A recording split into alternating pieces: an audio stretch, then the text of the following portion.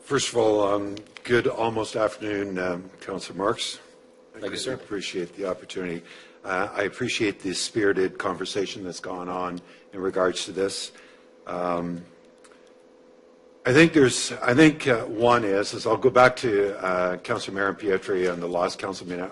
We have to add 6 of my church members that are here on our council meetings, because I have between 6 and 10 of our church members that come to our meetings for support. So that's part of the audience that was here.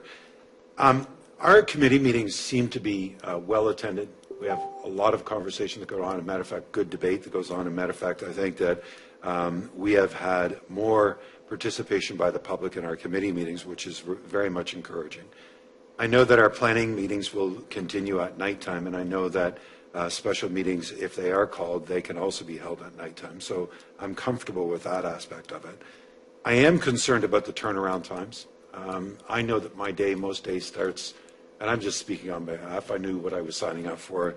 Most of the time my day starts at 5, and by the time we get done, especially on a council day, most of the time, Councillor Gray is correct, it takes me a couple hours to go down because I'm hypoglycemic, so therefore I have to deal with a sugar issue late at night because I have some issues there. So it is troublesome for me, but I'm expected to be back here in the office first thing in the morning most days. And I know that my outreach is usually on a daily basis through the 7 days a week. I try and meet with university and college, high school people, faith communities, different organizations, so the public participation. I take a great deal of time to be able to meet with those constituents, to be able to make sure I clearly understand the issues of the day.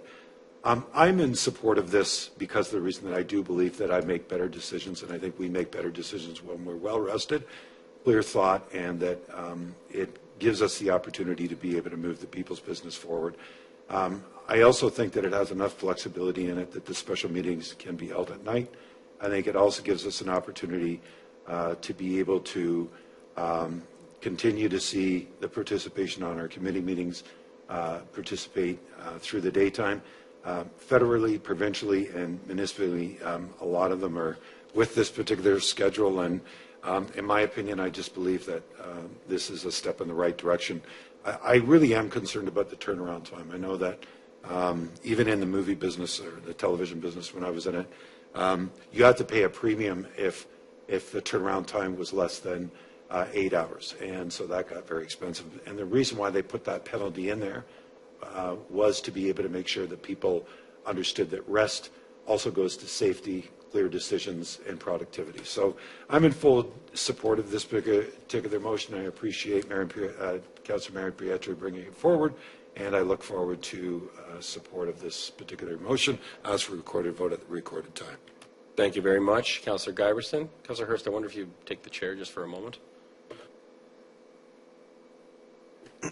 Thank you, Mr. Chair.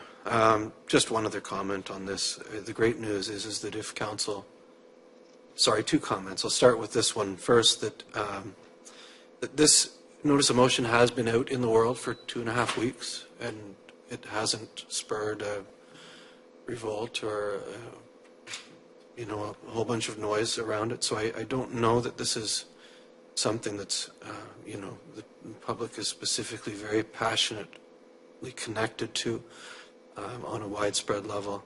And there will be another 2 weeks as well to listen to constituents and to just reach out, talk to people, see if it's something that they have an opinion one way or the other on.